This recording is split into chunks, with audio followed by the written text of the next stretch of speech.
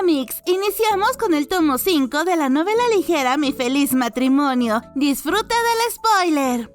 En Nochevieja, el general Akaito y Lord Guardián del Sello Imperial se reunieron con el príncipe Takahito para idear una estrategia para vencer a la comunión de los dotados, encontrar al emperador y mantener la paz en el país. Aunque el secuestro del emperador había sumergido a todo el gobierno en una crisis, Takahito ocultaba intencionalmente este hecho a los ciudadanos. Debido a su don, el príncipe podía ver algunas escenas del futuro que no eran muy agradables. En sus visiones, pudo ser testigo de una feroz lucha en la invernal capital imperial. Teniendo esto en cuenta, lo mejor era evitar cualquier alboroto y reunir fuerzas para prepararse para el desastre que se avecinaba. Cuando el nuevo Lord Guardián del Sello Imperial le preguntó al príncipe si el emperador se encontraba bien, Takahito respondió que sí, pues en los fragmentos de visiones que tuvo del futuro, el emperador aún se encontraba con vida, pero que hubiera sido mejor si su padre pasara a la otra vida. Su majestad estaba prácticamente muerto, pero conservaba su autoridad de su título, mientras que su sucesor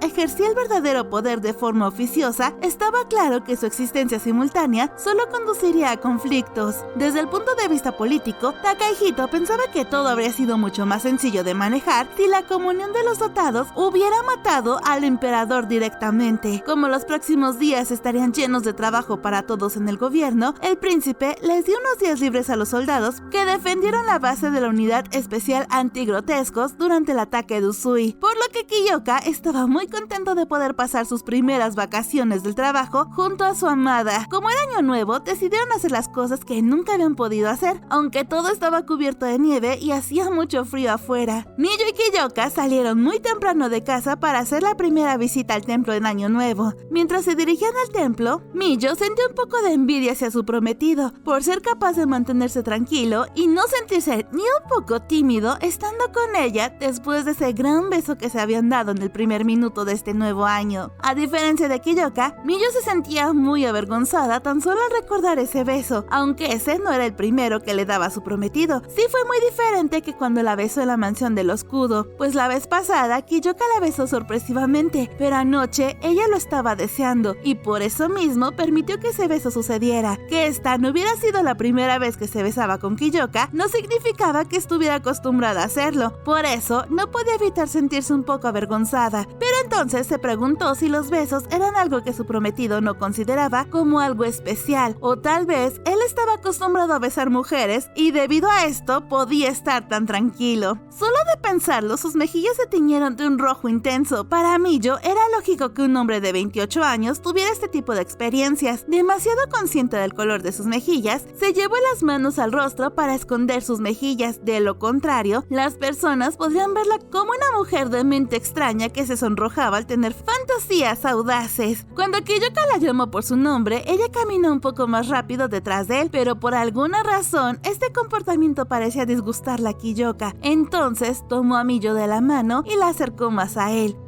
Tropezarás si caminas con la cabeza en las nubes. Lo siento. No te preocupes, solo ten cuidado donde pisas. Está resbaladizo con toda esta nieve afuera. Bien.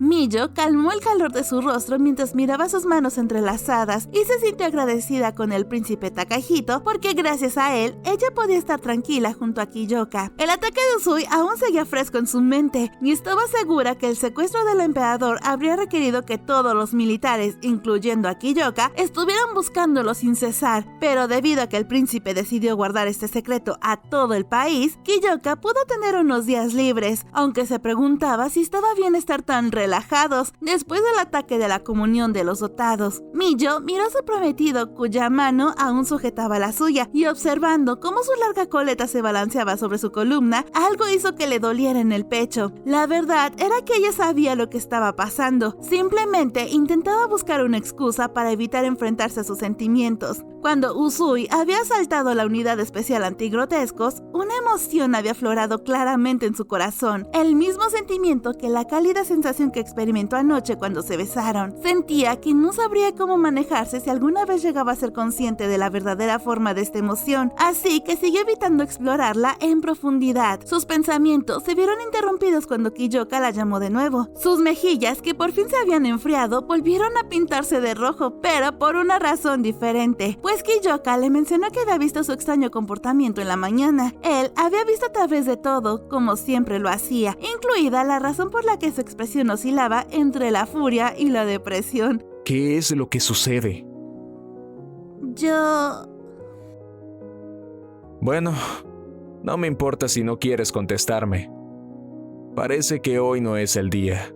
Esta era la forma que tenía Kiyoka de decirle que por ahora lo pasaría por alto, pero que al final tendría que enfrentarse a sus sentimientos. Y es que Kiyoka se moría por escuchar a su prometida decirle «te amo». Después de eso, el ambiente entre ellos se puso incómodo, pero la tensión entre ellos dos no duró mucho, pues una vez que dejaron los tranquilos caminos del pueblo y se adentraron en la ciudad, el ruido del exterior rellenó el silencio incómodo. Miyu y Kiyoka continuaron sujetándose de las manos y se unieron al flujo de gente. Al ver a tantas personas felices yendo tan temprano hacia el templo, la curiosidad hizo que Kiyoka le preguntara a Miyu qué había hecho el año pasado en Año Nuevo. Pero inmediatamente después de que terminara su pregunta, se dio cuenta de que había cometido un error y agregó rápidamente bueno, no importa. Miyu entendió la curiosidad y preocupación de Kiyoka, así que le respondió que no se preocupara, pues ya no le costaba tanto recordar su pasado en la casa de los Aimori, y le contó a su prometido que en realidad ella siempre se quedaba sola en la casa en los días festivos, pues toda su familia salía para celebrar. Los sirvientes se pasaban el día en sus casas y ella se quedaba terminando algunos quehaceres en la mansión Saimori. En realidad, a Miyu no le gustaba el Año Nuevo porque su madrastra y hermanastra no podían gritarle durante los 3 primeros días del año porque se la pasaban el día afuera celebrando, pero cuando se acababan las fiestas, la trataban aún peor que en los días normales, como si estuvieran desquitando todo el coraje que le guardaron durante sus rondas de fiestas. Entonces, Kiyoka le preguntó si nunca había visitado un templo en Año Nuevo, y ella respondió que no, pero que en la casa Saimori, su madre había creado un pequeño altar para rezar. Entonces, ella ofrecía sus saludos al Año Nuevo desde la casa. Kiyoka frunció el ceño y con una expresión de profundo disgusto en el rostro. Los orígenes de la familia Kudo se remontan a nobles de la corte de la antigua capital que solían participar en rituales sintoístas, lo que hizo que Miyu se sintiera aún más avergonzada. Pero Kiyoka la consoló diciendo que a partir de este año podrían visitar el templo en Año Nuevo todos los años, por lo que también le sugirió rezar lo suficiente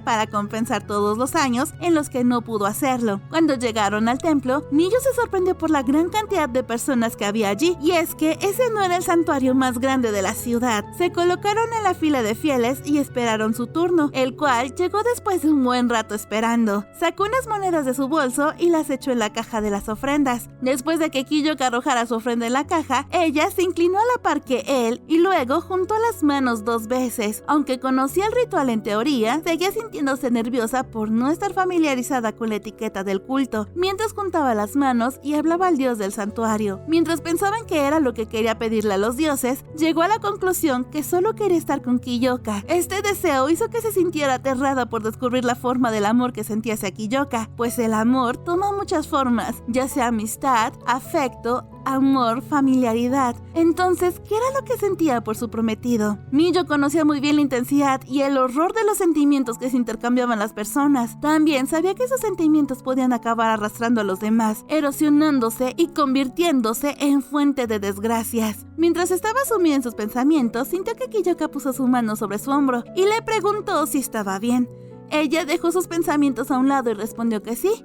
Entonces bajó las manos y terminó su oración después de mucho tiempo. Kiyoka tiró de ella de la mano para sacarla de la fila, como para escapar de las miradas irritadas de los fieles que estaban detrás de ellos. Ella se disculpó y su prometido dijo que estaba bien, pero también le preguntó por qué rezaba con tanto fervor. El corazón le dio un vuelco, pues quería responder con la brevedad a la pregunta de Kiyoka porque pensaba que él se horrorizaría al escuchar que le había pedido ayuda a los dioses para resolver problemas de su propio corazón. Así que tardó mucho en decir algunas palabras, pero antes de que dijera algo más, Kiyoka le interrumpió y le dijo: Todos los años rezo por la paz y la tranquilidad en el imperio.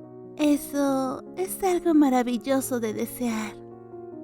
Aunque este año he añadido un deseo extra.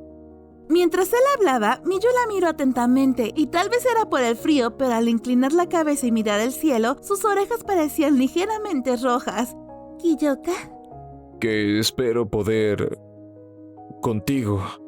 La parte clave de su frase fue inaudible, pues su voz era baja y ronca. Sin embargo, Miyu se mordió la lengua, incapaz de decirle que lo repitiera, ya que ella podía imaginarse lo que había dicho. Por lo que sabía que Kiyoka sentía lo mismo que ella, Miyu quería estar con él para siempre. Tras terminar sus oraciones, Miyu y Kiyoka caminaron sin decir palabra hacia el santuario. Como el camino estaba lleno de puestos, Miyu, sin darse cuenta, comenzó a interesarse en las muñecas que se vendían en algunos puestos. Kiyoka lo notó y le preguntó si algo le había llamado la atención para comprárselo, pero ella solo se sonrojó al darse cuenta que las únicas personas que ponían tanta atención a las mercancías eran los niños, así que se sintió avergonzada por actuar no como una mujer de su edad. Kiyoka solo dejó escapar una risita antes de decirle que mirara todo lo que quisiera, pero Miyu dijo que no lo haría porque le daba pena. Mientras hablaba, ella lo miró y él le dedicó una tierna sonrisa, pero un instante después de que se miraran a los ojos, oyeron un repentino alboroto en medio del bullicio de la multitud. Kiyoka le advirtió a Miyu que podía sentir un grotesco en ese lugar. De pronto, la pareja vio que había un grupo de personas envueltas en sus kimonos y abrigos que habían formado un círculo en donde la multitud se había amontonado, lo que hizo que se preguntaran si había algún tipo de artista callejero en el centro del círculo, pues parecía que la gente del círculo solo observaba a unos pocos en el centro. Kiyoka supo de inmediato que estas personas eran alborotadores que trabajaban para la comunión de los dotados. Desde el día en que el emperador fue secuestrado, la comunión de los dotados había comenzado a extender rápidamente su influencia, hasta el punto de que la población de la capital conocía ya su existencia. Miyu miró al centro del círculo y vio 3 personas envueltas en abrigos negros. Uno de ellos emitió un mensaje con voz atronadora. Él dijo que ese era un escuadrón de mantenimiento de la paz de la comunión de los dotados y pidió a todo el mundo que miraran la jaula que tenían ahí mismo. Entonces, un segundo hombre vestido de negro levantó lo que parecía una jaula de pájaros de ratán. Al instante, estalló otro alboroto y oyó gritos entremezclados con el clamor. Miyu se tragó inmediatamente un grito, pues lo que tenían en esa jaula era un grotesco, pues una criatura muy diferente a todo lo que había visto ahora se retorcía dentro de la jaula. Al observarlo más de cerca, parecía una cruza entre un mono y un pájaro. Miyu se preguntó si así era como se veían los grotescos, y pronto sintió un frío que le recorría toda la espalda. Kiyoka frunció levemente el ceño y sacó un trozo de papel blanco del bolsillo de su pecho y creó unos cuantos familiares, los cuales salieron volando para encontrarse con las personas a las que fueron dirigidos, y de un momento a otro de la cara de Kiyoka desapareció la expresión tranquila de hace unos momentos y fue sustituida por el rostro escalofriante pero inmaculado de un militar. El grupo de la comunión de los dotados continuó con su discurso y expusieron ante los ciudadanos comunes la existencia de los grotescos. Miyu le preguntó a Kiyoka por qué ella y todas las personas que no poseían un don de visión espiritual podían ver a los grotescos. Él dijo que estaban investigando si Usui y sus secuaces habían modificado el cuerpo de los grotescos para que sean visibles para todo el mundo. Miyu miró a los enviados de la comunión con un poco de celos e indignación, pues si ellos poseían tecnología para hacer visible lo invisible, entonces ellos podrían estar cerca de poseer el don de la visión espiritual, algo con lo que Miyu estaba terriblemente obsesionada, pues se empeñaba en poder ver el mundo desde la perspectiva de Kiyoka. Sin darse cuenta, apretó la mano de Kiyoka un poco más, y él también apretó su mano en respuesta, pero como si le hubiera leído el pensamiento, Kiyoka le dijo: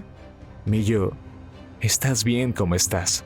Las palabras de su prometido siempre la animaban. Miyu sintió que la envidia que le ardía en el pecho empezaba a desvanecerse poco a poco y volvió a dirigir la mirada hacia la multitud. Mientras la comunión de los dotados continuaba con su discurso sobre los malos que son los grotescos y cómo el gobierno conocía de su existencia pero nunca ayudó en nada, las personas comunes que escuchaban atentos empezaban a creer esas mentiras y a enojarse con el emperador y los miembros de la unidad especial antigrotescos. El gobierno no estaba ocultando activamente la existencia de grotescos, pero si se hubiera informado de esto a las personas, nadie lo creería, y la unidad de Kiyoka estaba evitando que se derramara sangre innecesaria. Por ello, solo aniquilaban a los grotescos que se suponían como amenaza inmediata, en lugar de exterminarlos a todos al azar. Miyu pensó que era una forma respetable de tratar las cosas. Por el contrario, la comunión de los dotados apoyaba la masacre de todos los grotescos, incluso los que nunca habían hecho daño a los humanos. Por eso, a Miyu le resultaba realmente imposible estar de acuerdo con sus afirmaciones. dones. Los sujetos de la comunión de los dotados que estaban en el centro de la plaza levantaron en el aire al grotesco enjaulado para hacer una ejecución pública y demostrarle a la gente cómo un usuario de dones acababa con los grotescos. Un hombre vestido de negro que había estado esperando entre bastidores se adelantó y levantó la mano derecha. Entonces, una sustancia acuosa brotó lentamente del fondo de la jaula. La multitud que observaba se empezaba a agitar, mientras que el agua siguió acumulándose en la jaula hasta cubrir la mitad del cuerpo del grotesco.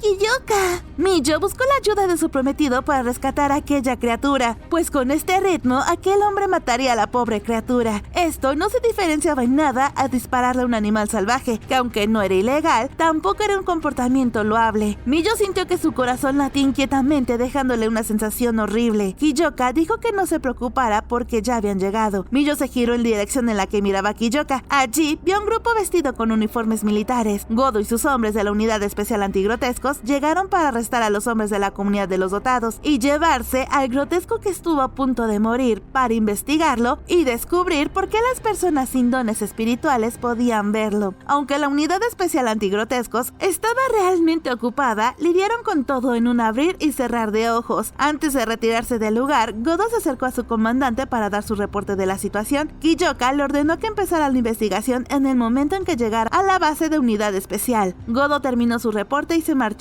Kiyoka, fastidiado, se alborotó el flequillo y le dijo a Miyo que lo sentía mucho, pero que tenía que ocuparse de algunas cosas juntos con la unidad especial. Miyo negó con la cabeza y le dijo que no se preocupara. Ella de alguna manera presentía que podía pasar algo así cuando Kiyoka había dicho que había informado a los militares sobre esta situación con la comunión de los dotados. Pero antes de que se fuera, Kiyoka le dio a Miyo 3 pequeños trozos de papel blancos doblados. Eran iguales a los utilizados para crear familiares. Aunque Miyo no tenía visión espiritual, era un usuario de dones, por lo que podía activar los familiares y pedir ayuda en caso de que los necesitara. Antes de que se fuera con la unidad especial, Kiyoka le dijo muy seriamente a su prometida que se iba a tardar en regresar con ella, pero que quería que lo esperara ahí, aunque si algo pasaba que le enviara un familiar. Inmediatamente después, Miyo vio como Kiyoka se abrió paso entre la multitud para seguir a sus subordinados. En ese momento, ella sintió una punzada de soledad en el corazón. Sin embargo, ella sabía que Kiyoka era un militar que debía proteger al país y a sus ciudadanos antes que a su prometida, y aún así él siempre priorizaba la seguridad de Miyo. Incluso ahora se estaba tomando la molestia de asegurarse de que Miyo pudiera defenderse y de que no se perdiera de vista. Estaba haciendo todo lo posible para proteger a Miyo de Usui. Por eso, como esposa de un soldado, no tenía más remedio que verlo partir. A la mañana siguiente, todos los periódicos hablaban del incidente del templo con la comunión de los dotados. El artículo del periódico que Kiyoka leyó primero y luego se lo mostró a Miyo destacaba que el gobierno ya había creado una unidad para deshacerse de los grotescos, la Unidad Especial Antigrotescos. Sin embargo, el artículo cuestionaba que los impuestos del imperio se invirtieran en una organización que, si las afirmaciones de la comunión de los dotados eran ciertas, descuidaban sus obligaciones. Después de leer esto, Miyo quedó sorprendida, pues no entendía por qué se expresaban así de la unidad de Kiyoka, pero su prometido la tranquilizó diciéndole que esta respuesta era algo de esperarse, ya que los usuarios de dones no eran un grupo de personas muy conocido, pues solamente las personas involucradas en el gobierno tenían dones y sabían por experiencia propia su importancia para el mismo, pero aparte de ellos, nadie más sabía sobre la existencia de los dones y las criaturas sobrenaturales. Sumándole a esto la propaganda que la comunidad de los dotados hacía en el país, Miyo se sintió frustrada, pero si Kiyoka iba a ignorar lo que la gente decía de su unidad, entonces no tenía idea de dónde colocar sus emociones negativas. En ese momento, Kiyoka apoyó una mano en su hombro para animar a Miyo y para cambiarle el tema, le dijo que estarían fuera de casa por lo menos 2 semanas, así que le pidió que arreglara todo para su cambio de domicilio provisional. Después del ataque a la base de la unidad especial, el príncipe heredero había propuesto recientemente una audaz estrategia a Miyo y Kiyoka, la cual consistía en poner a las 2 personas objetivo de la comunión de los dotados en el mismo lugar para protegerlas al mismo tiempo. Debido a esta estrategia, Miyo y el príncipe Takahito estarían viviendo por unas semanas en el mismo palacio. La comunión de los dotados habían secuestrado al emperador para aprovecharse de su autoridad, así que era lógico que el príncipe heredero fuera un obstáculo, ya que era el verdadero poder tras el trono. Eso sugería que iban a intentar deshacerse de Takahito pronto. Kiyoka suspiró y también le dijo a Miyo que para que no se sintiera sola y estresada, haría que Hazuki y Yuri estuvieran con ella durante su estancia en el palacio. Miyo se sorprendió por la excelente noticia, pues ya empezaba a sentirse preocupada por sentirse tan indigna de quedarse allí sola y recibir el mismo nivel de protección que el príncipe Takahito, que sentía que podía dejar de comer. Pero saber que contaría con la compañía de Yuri y Hazuki hizo que se sintiera increíblemente agradecida con Nokaito y Takahito, que debían de haber hecho todo lo posible para conseguir que ellas también estuvieran en el palacio. Kiyoka de pronto se disculpó con Miyo por causarle este tipo de problemas, pero ella negó con la cabeza, pues sentía que Kiyoka no tenía que disculparse por estos inconvenientes, pues ninguno de ellos se había ocasionado por su culpa. Además, reconoció que en esta casa y a su lado fue capaz de convertirse en humana por primera vez. Aprendió lo que era ser elogiada y que alguien simpatizara con ella. Había recibido de él más de lo que podría devolverle. Por ello, sintió que ella debería disculparse con él, pues su familiar lejano estaba causando todo este desastre. Así que puso sus manos sobre el tapete y apoyó su frente contra el suelo, y se disculpó con su prometido. A Kiyoka no le gustaba ver así a Miyo, así que solo le dijo que se detuviera. A Miyo le hizo gracia el tono ligeramente nervioso de la voz de Kiyoka y levantó la cabeza con una sonrisa. Gracias, Kiyoka.